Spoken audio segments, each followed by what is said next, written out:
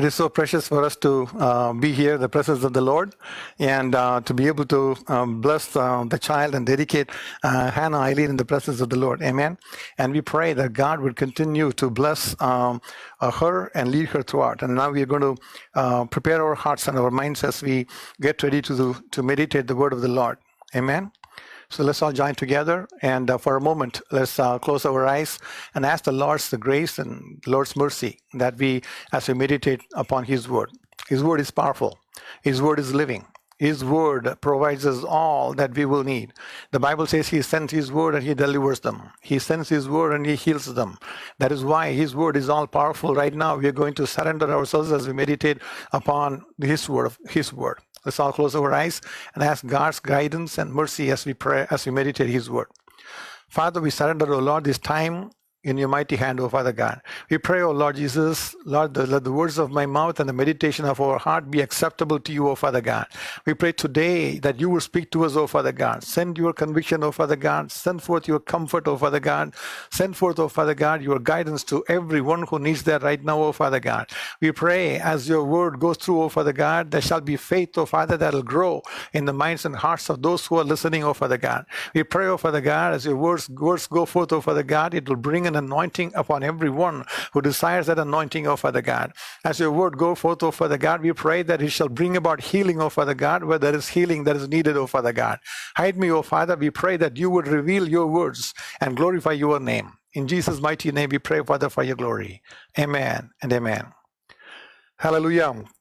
It is such a joy for us to always meditate on the Word of God. For the next few minutes, we're going to go through the Word of God and see what the Lord would have for us to understand today.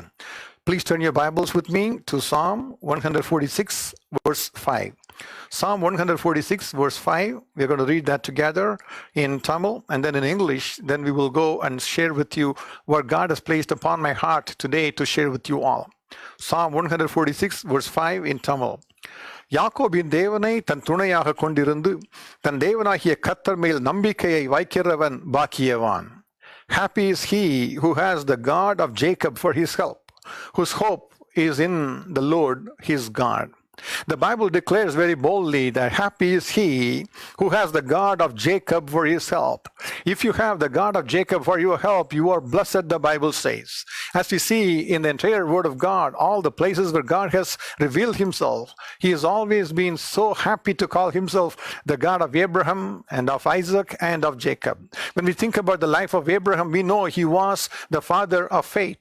He believed in God, and God counted that a righteousness for him. When God called him to go into a world that he had not known, to a nation that he had not known, he forsook his father's house immediately without knowing where he was going. Trusting only in God, he proceeded forth to Canaan. That was his faith. That is why God was pleased to call him the God of Abraham. After Abraham, God blessed Isaac. Isaac was a man who was a man of meditation. We can see in the Bible. He was always praying in the presence of God. He was someone who walked with God. He was someone who had the presence of God in his life. That is why God was delighted to call himself a God of Isaac, but a God of Jacob.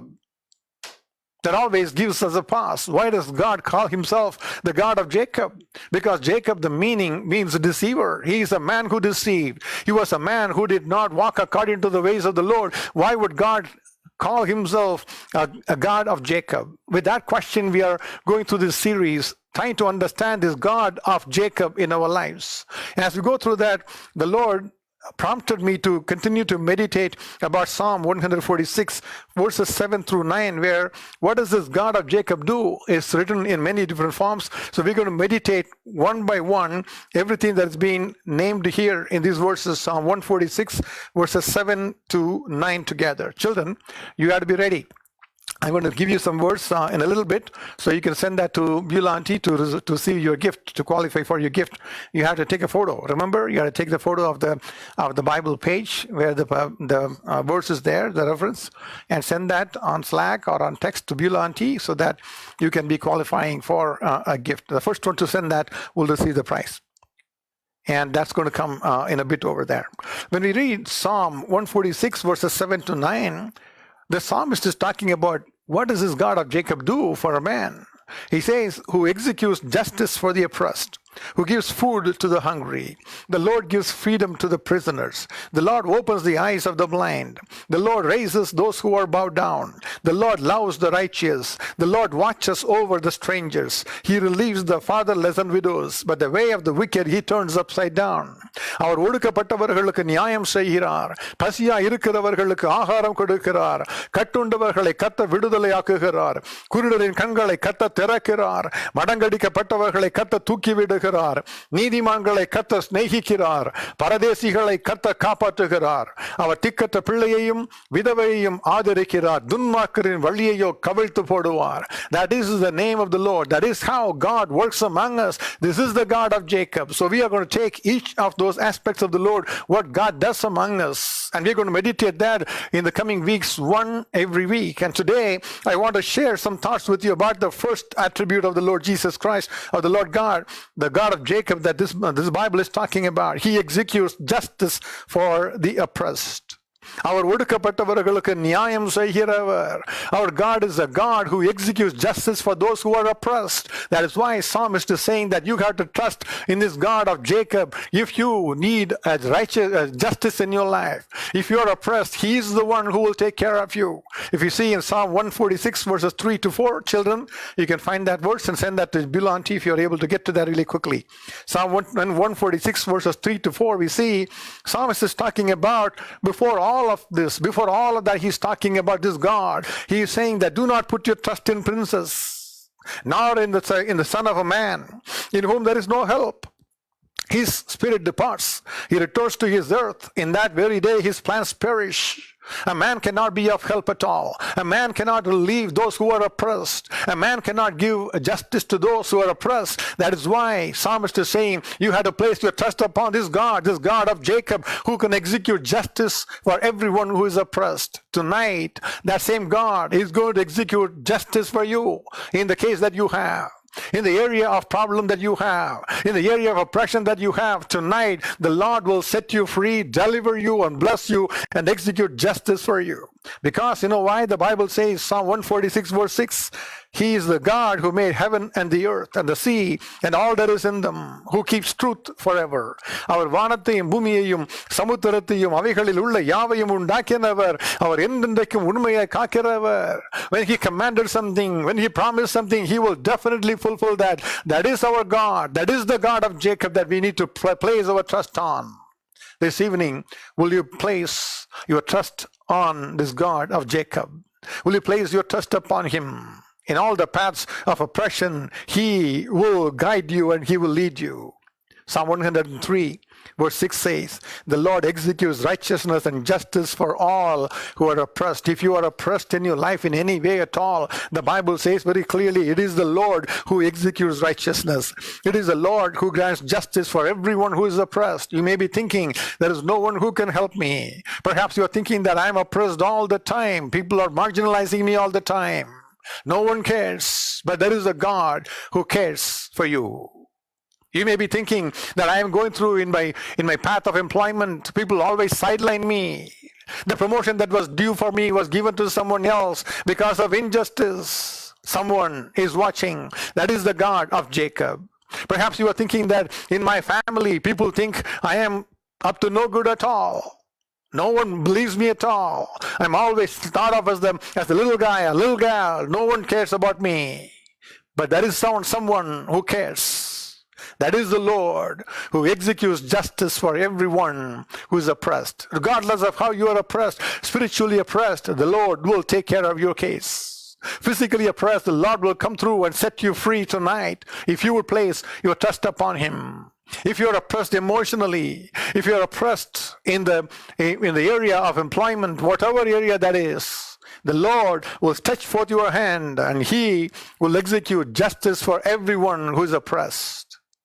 In the life of Jacob had to learn this. Jacob had to learn this. When he was still Jacob, when he was not Israel, he had to learn that there is a God who takes care of the oppressed. He had to see that in many different situations of his life and learned that it was God who would take care of those who were oppressed. This evening, the God of Jacob is walking among us.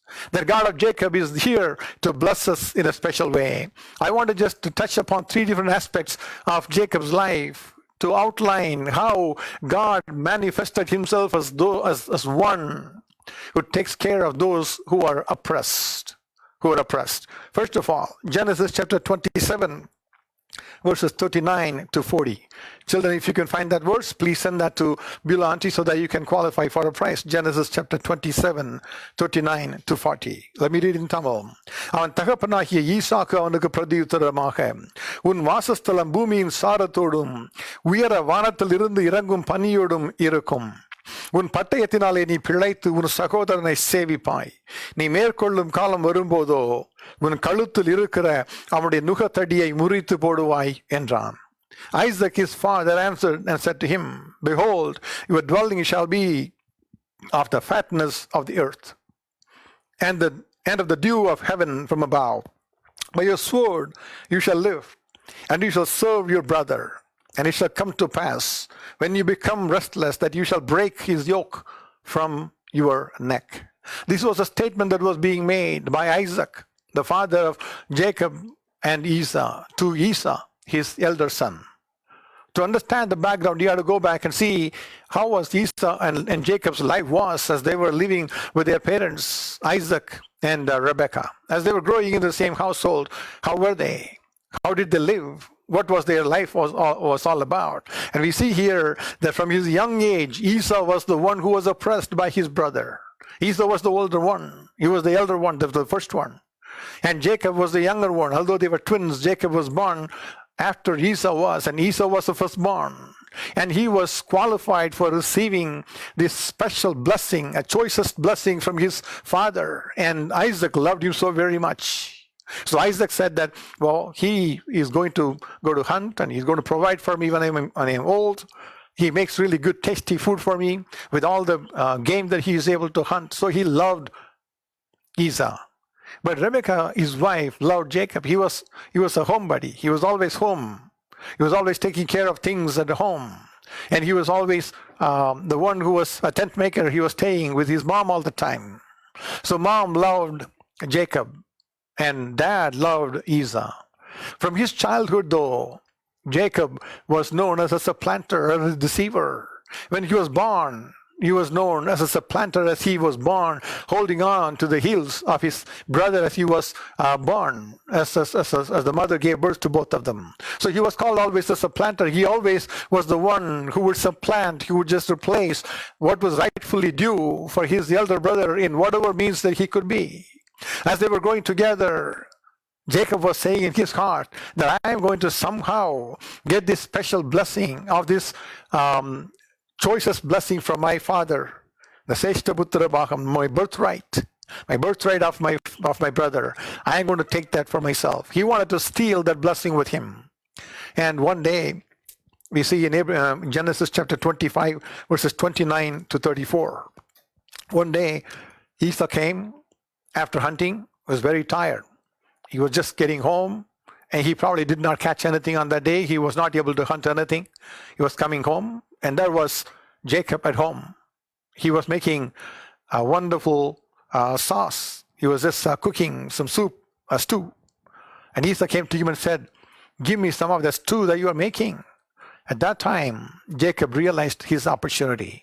He said that, well, right now, I can ask my brother anything and he's going to commit that to me. And he said that, I can give you some of this too, if only you would today pledge your birthright to me. He was very cold-blooded. He was very calculating in his approach. He was asking very coolly to his elder brother, you had to give me your entire inheritance. You had to give me your birthright so that I can get the choicest blessing from dad instead of you, so that I can be rewarded as the firstborn instead of you. I want to take all the blessings that are rightfully yours. I want to take that because you need some of this too. And Esau couldn't care less at all. And he at that time made a very careless mistake, a mistake that reflected his inner value that he had placed. He had not even cared about his dad. He did not care about the birthright that was such a valuable possession for him. He said that, I'm going to die right now.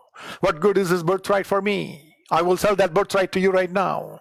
And he said that you have to pledge me right now. And he pledged and he promised and gave his birthright to him.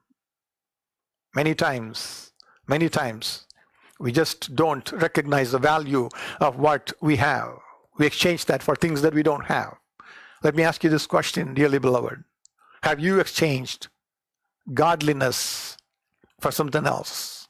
Have you exchanged the value that God has endowed upon your life for something else? Have you been like Esau, not caring about what God wanted you to have, the biggest possession that you could have, ignoring that? Have you been running after other things, money or fame or this or that, influence? This evening, God is saying that you can open the doors for oppression if you just don't know. I heard a story when I was growing up. There was this little girl who had a golden chain on her neck. Her mom had given her this gold chain. It was a very valuable chain. But this little girl did not understand the value of the gold chain. It was just some other chain for her. And there was a thief who wanted to steal this chain from her. It was very simple for him. He went and asked this little girl, here's the candy, you want one? And she took the candy and she ate it. And he asked her, do you want more? She said, yes. And he said, well, just give me your chain. I'll give you 10 candy. The little girl thought that 10 candies is worth more than the gold chain that she had on her neck. She readily gave that to the thief, and the thief took off with that chain.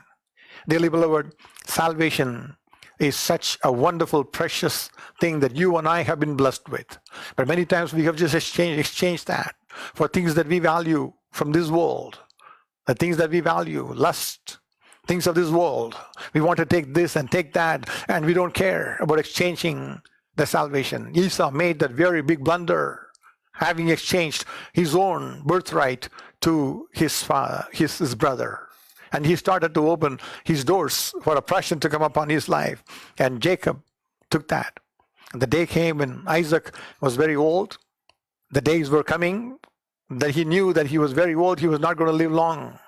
He could not see. His eyes were dim because of age. And he decided that it was the right time for him to bequeath the birthright for his oldest son, Esau, the son whom he loved, the son whom he had so much desire on. So he called Esau, Esau, would you go now to the wild? Would you go to the forest? Would you go to the wilderness and hunt for me game and make me a good dish that I like so that my soul may bless you before I die? It was very clear what he was intending to do. Before he died, he wanted to bequeath his birthright of the choicest blessing upon Esau. Esau went out to go hunt, but Rebekah was listening to what was happening in this conversation, and she decided to help her younger son a little bit. She called Jacob. I heard your dad talking to your brother. He's going to give him the choicest blessing. Remember you told me when you were one day having a conversation with your brother that your brother sold that to you? Your dad didn't know that, but I know. So let's play a trick upon your dad. Just go to the flock, bring me a sheep. Let me cook that to be the choicest food for your dad. And let me give it to you so you can take and go give it to your dad and act as if you are Esau. Just show yourself as Esau to him so that he can bless you instead of blessing Esau. That was the trick that they decided. And Jacob was saying, how could that be? My brother Esau is full of hair, but I am smooth-skinned. Perhaps my dad will feel me and I will be seen as a deceiver for him. I will receive a curse and not a blessing from him in that case. But Rebekah said, don't worry, my son. Let all the curses that may come upon you come upon me. I want you to be blessed. I want you to be blessed. So just bring that to me. And he went to the flock. He got the sheep and he brought. And Rebekah made that to be a really tasty dishes for her husband, Isaac. And she took the skin of the goat and she placed it upon the hands and the necks of Jacob that were bare and smooth-skinned to cover that to be a hairy body like that of Esau. And now Jacob carried that dish, walked into that room with his dad, who was sitting on the bed, who could not see. His eyes were dim because of age. He said that my father, arise and eat the food that I have made for you, as you commanded. Isaac responded, how did it happen so quickly for you, my son? He wasn't able to believe that Esau was already back from the hunting, and also he's cooked already. Then Jacob said, because your God made that happen to me. But Isaac was suspicious. The voice does not sound like that of Esau. It is sounding like Jacob. But he didn't ask him any further. He said that, bring the food to me. And he started to eat the food. It tasted like Rebekah's cooking. He knew how Esau's cooking would be. He could sense that it was Rebekah's cooking. So his suspicions were emboldened more. So he ate. He didn't say anything. And after that, he told his son, please come forward. Please come forward right now so I may bless you. As he came to his father hugged him and he smelled his coat. He smelled his coat, and Rebekah had taken care of that. She had already given the coat of Esau for Jacob. So Isaac did not know what was going on. So he smelled that and he said, may the Lord bless you. And he gave him the choicest blessings that he could think of. As a father, as a birthright that was reserved for the elder son, he gave that to Jacob. Jacob received the blessing. He departed, not having introduced exactly who he was to his dad. Not long after that, Esau also came in. He brought also dishes that were made to the delight of his father. And he brought that to his father and said, let my father get up and eat the food that I have made for you. I have done as you have commanded. Now Isaac was trembling with fear. He knew that he had blessed someone already. He was saying that, who is it then who already came and gave me the food? I ate all of that and I blessed him, and he shall be blessed indeed because I have blessed him. Now Esau realized what had really happened. He said, is it not right that his name is called the supplanter? Behold, he has cheated me so many times. Would you not have any single blessing for me? And he cried out bitterly, the Bible says. And the verse that we just read in Genesis 27, 39 to 40, that was the blessing his dad gave him. He told him, I gave him everything. I gave all his brothers to be his slaves, to work for him. I gave all my possessions for him. And I gave him the fat of the heavens and the fat of the earth. All of that I gave him. What can I give you? And when Esau wept, having been oppressed by his brother, although rightfully the blessing was his and he had lost it, when he realized this deception, there was a promise that was given to him. The promise was, by your sword you shall live, and you shall serve your brother. And it shall come to pass, when you become restless, that you shall break his yoke from your neck. Dearly beloved, perhaps you are walking through an oppression where people have cheated you, and you are thinking, perhaps that is the end. But that is a word that is given to you. This oppression shall not last forever. This oppression shall not last forever. There is a time appointed for the oppression to be removed from your life. It is a God of Jacob who's not a respecter of persons. He's not a God who only takes care of some people. He delights in everyone who follows his ways, everyone who comes to him and who prays in his presence. This evening, that God says, that is a day that is set for you when that oppression will be removed from you. Regardless of how that oppression is coming through, it shall be removed from you.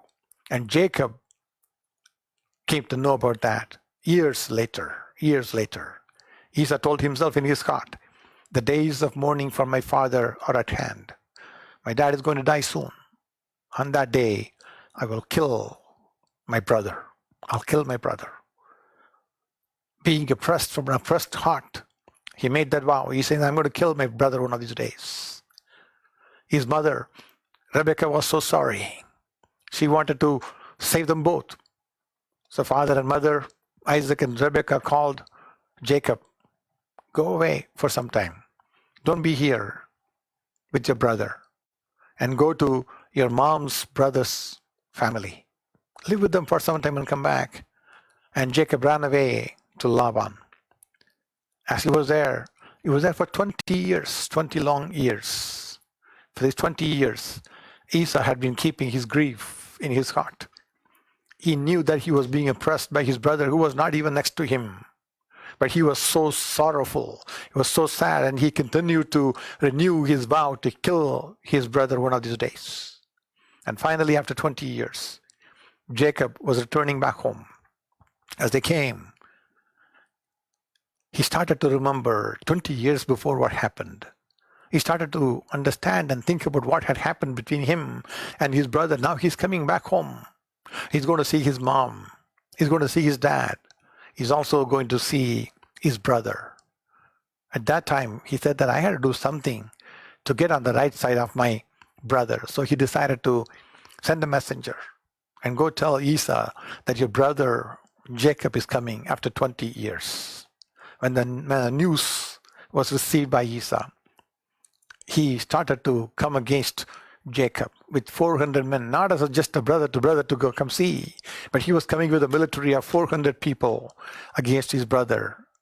He perhaps decided in his heart that this is the day I'm going to kill my brother. This is the day I'm going to kill my brother. Now, Jacob was fearful. He was the one who tormented so far. He was the one who oppressed everyone so far. But now, he's afraid for his brother. He was so afraid for his brother. As they were near a ford of Jabbok, as they came near there, he decided to split his possessions into multiple groups. He sent first of all a gift of all the camels to his brother. Sent another gift of animals, of goats to his brother. And after that, he divided all his belongings into two groups. And after that, he sent his first wife, Leah, and her children. After that, the second wife and her children, Rachel. The third, Bilhah, and fourth, Shilpah, and her children, all four of them. And he was all alone. Nobody else knew what was going on within his heart. His family was all with him. They were rejoicing in the Lord of the wealth that God had given them. They were coming back home. But Jacob was so afraid. As he was there that night, something happened to his life. Something happened to Jacob that night. He was there all alone on this side of the fort Jabbok. And there appeared a man who started to wrestle against him. All the years of deception had taken a toll now. His bills were coming due. Now this man was resisting and wrestling with him, was an angel of the Lord. The God himself had come against him as he was returning. Not only was he afraid of his brother, now he has to wrestle with this man. But the Bible says, all night he wrestled with that man. He did not overcome.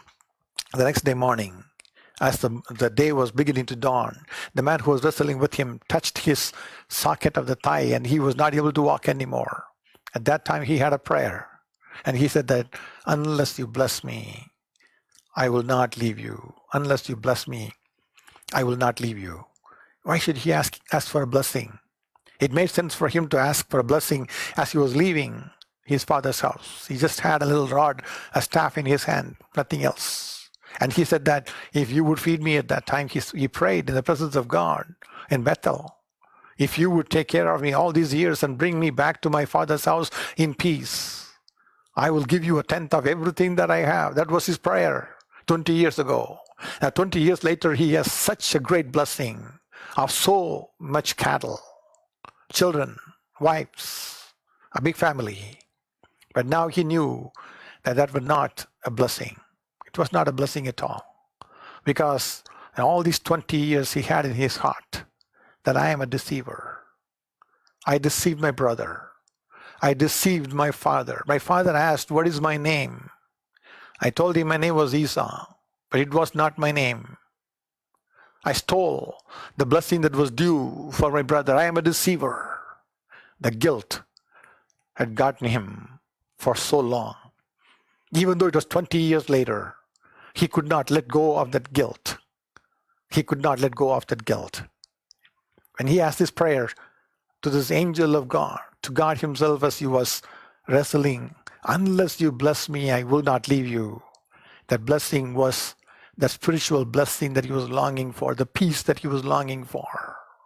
A heart that is not oppressed anymore in the presence of God. A heart that is not guilty anymore in the presence of God. He was asking for that blessing. He was asking for that blessing. At that time, God asked him a question. What is your name? That question brought back all the memories to him. He remembered that question asked by his dad 20 years ago, before he fled, as he walked with a goat that was cooked for his dad by his mom into that room. His dad asked, what is your name, my son? That voice came back to him, and he remembered his answer. My name is Isa. Now God is asking him that question, what is your name? Would he lie again? Would he try to hide his identity any longer? No. He said that at that time, God, my name is Jacob. My name is Jacob. When he said that name, when he confessed himself, God was proud of him. And God said that, my dear child, I'm going to bless you. I'm going to change your name. I'm going to change your name. Your name shall not be called Jacob anymore. You will not be a deceiver anymore. You shall be called Israel, the Prince of God. Israel, the Prince of God. You will walk with me and be my child forever. Be my child forever. The oppression so long that Esau was carrying, Jacob was carrying his own heart also at that time when he came and surrendered himself to God. When he agreed that God, I am that deceiver. I don't want to be this deceiver anymore. I don't want to be hiding my name anymore. It is my name. He surrendered all his life and everything in the presence of God, and God blessed him indeed on that day. That is why God was able to call him, I am the God of Jacob. I am the God of Jacob, the one who with a true heart agreed to all his mistakes when I asked him his name. This evening, that same God is walking right next to you, my dear brother, my dear sister. Perhaps there has been years that have been passed in your own life, but you have not confessed certain things that happened in your life. Perhaps you continued to be oppressed in your heart, even though you are not oppressed by others, you are oppressed by yourself. But the enemy is suppressing your life because of the guilt that has been eating you away, eating you away, eating you away. The words that you spoke years ago, the words that you wrote years ago are still in your heart because you knew they were wrong. Yet you did not correct that in the presence of God. This evening, the God of Jacob is your refuge. This God of Jacob is walking with you, and he's asking you the same question as he was asking Jacob. What is your name? What is your name? If you would surrender yourself this evening, the Lord would bless you indeed, and he will lead you, and he will call you to be a prince of God, not like Jacob anymore. I have not been able to go through all the material that I want to share with you today, but I just want to hold on here and pray with you and close today, and we will continue our meditation next week. Our God is a God who executes justice for the oppressed. Justice for the oppressed. Esau was oppressed from his childhood, And he carried this grief in his heart. My brother had deceived me. And that oppression was upon him. And the day that God executed a judgment for him, a justice for him, was on that day when God came against Jacob. God asked the question to Jacob so that Jacob would change. Whoever is your tormentor from your childhood that you've been oppressed, God can change that. But if you have been the person, tonight you need to surrender yourself to God. If you have been oppressed by anyone at all, God will bless you. and he'll take you out. Oppression meaning, when you read about the meaning of oppression, there are many different meanings that are given in the dictionary. It is to burden with cruel or unjust impositions or restraints. It is as if that you are not able to get around it. Unreasonable and cruel restraints that are being placed upon you. Or it could be a burdensome or harsh exercise of authority, of power against you. You seem to have no power at all against that. Sin has that power of oppression. It can oppress you like that. It can oppress you like that. I remember when I was growing up, I believe it was 6th grade, we all had to write in a composition notebook. Every week or every month there was an essay that's due. It was a big essay composition notebook that was given to us. We all used to cover that with this brown color cover and all of that, and our names are written there. We have labels, self-adhesive labels that we kind of put on there and put our names in there. Every month we would write this essay that goes on like 4 or 5 pages. And then we turn that in to the teacher. The teacher would collect all of them together. And every month we would be given the same notebook that we would write another essay and give it back. And that year, almost the year was going to be over. So we had written probably like 15 or 20 essays in that notebook. And suddenly my notebook was missing. Everyone else's notebook was there. Only mine was not there. And I told the teacher I gave it to you. The teacher said, I don't have it. Now he said that he could not give me a grade for the entire year if he could not find the notebook, and I could not find his notebook. I could not. And I didn't know what to do. And finally he told me that I had to rewrite all those 15 essays from ground up. I had no clue how I was going to do that. Finally I had to buy a new notebook and write an entire year of material that we wrote and learned over the months, and wrote that and gave it to him. After that, one day, something that happened. I was just walking in the playground, was talking to one of my classmates, and we were not close friends before that. As we were talking, suddenly, this boy opened up, and he asked me, do you know what happened to your notebook? I said, well, I don't know. And he said that, well, it was me. I was the one who destroyed the notebook because I want to get back at you. I didn't like you. So I want to really do something against you. So I destroyed the notebook. And out of nowhere, he came and he confessed what he did to me. The both of us became close friends. You know why? The God of Jacob, who executes justice for everyone who's oppressed. Regardless of the situations in your life, tonight, if you are oppressed, the Lord will grant you justice. If you had done something at all for somebody else years ago, like Jacob, would you say at this time, Lord, my name is Jacob. Forgive me, Lord. And God will take care of you, and he will execute justice for everyone who's oppressed, and that is this God of Jacob. Let's all pray. Father, we thank you. Father, we thank you, Lord. Everyone, every eye is closed right just now. In your heart, you need to be speaking to the Lord. Lord, I want to come to your presence, O Lord, just like Jacob was, not with any pretense. I do not want to come to you, O Father God, trying to present myself for somebody else. You know all things, O Father, in my heart. Nothing is hidden from you. I want to right now, Lord, acknowledge all the things, O Father God, that I want to set right in my life. Tonight, O Father, bless me. Tonight, O Lord, cleanse me and sanctify me. If that is your prayer, would you just place your hand upon your heart and ask the Lord to come into your heart and come and bless you like he blessed Jacob, that he was so delighted to call himself the God of Jacob. Perhaps you're saying that I'm walking through a path of oppression. Something was done against me when I was a child. Something was done against me years ago, or days ago, or months ago. I am not able to come out of that. I am not able to redeem myself from that situation. It seems to be a burden in my heart that I am not able to overcome. If that is you, tonight the Lord wants to bless you and help you overcome whatever that is oppressing you.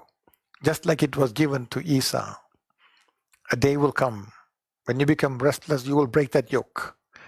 The Bible says it is a God who is the yoke destroyer, who breaks all the bondages, and he's right now, right next to you. If you would ask him, he would bless you and break the yoke of bondage upon you. Let's pray. Father, we thank you, Lord, for this evening. Right now I pray, O Lord, everyone, O Father God, who has surrendered themselves, their lives, O Father God, to you, Lord. Lord, whatever the enemy is using as an occasion against them, oh Father God, to suppress their spirit, oh Father God, with the guilty consciousness, oh Father God, let that be removed, because the Bible says, oh Father, the blood of Jesus Christ will cleanse us from all sin, oh Father God. This evening we pray that your blood shall be sprinkled upon everyone who has a prayer. Cleanse them, O Father God. Forgive their sins, O Father God. Relieve them, O Father God, of the guilt and of the pressures, O Father God, of disappointments, O Father God, a sense of being a failure, O Father God. Tonight we pray for a spiritual healing, O Father God, and forgiveness upon everyone who's had that prayer, O Lord. We thank you for your doing that. We pray, oh Father God, for those who are oppressed, oh Father God, in their hearts and their lives, oh Father God, because of something that has happened against them. In Jesus' name we pray, there shall be healing, oh Father God, in every heart, oh Father God, that has had something, a great longing, oh Father God, for the deliverance of the Lord. Right now, oh Father God, you grant them your peace in Jesus' name. We pray, oh Father God, every turmoil of their heart, oh Father God, shall be removed and shall be healed, oh Father God. We pray that you will stretch forth your hands, oh Father God, and help, oh Father God, your children to walk with you in peace, oh Father God. The peace that passes all understanding, let it come into their lives even now. We thank you, Father, for you're going to do that. We pray, oh Father God, for situations that are in the workplaces that are being a source of oppression for some. In Jesus' name, we stand against that, oh Father God. Let there be, oh Father, the quietness and calmness, oh Father God, in a howling sea, oh Father God, ocean in their lives right now, in Jesus' name. We pray, oh Father God, for those who are, oh Father God, afflicted, oh Father, for sickness of their heart, oh Father, in Jesus' name. Let there be healing, oh Father God. We pray in Jesus' name, the shoulder pain shall be gone right now, in Jesus' name. We stand against, oh Father God, every joint pain, oh Father God. Let there be no arthritic pain in Jesus' name. Let that disappear, oh Father God. Right now, stretch forth your hands, oh Father God. Touch everyone who wants that healing, oh Father God. Right now, oh Father, the pool of Bethesda be open for them in Jesus' name. The blood of Jesus Christ, upon which, oh Father God, they shall be touched and they shall receive that healing, oh Father God. We thank you, Father, for you're going to do that. Continue to be with your children, oh Father God. Grant them your grace and your healing, oh Father God, and your peace. In Jesus' mighty name we pray, Father, for your glory. Amen. Amen.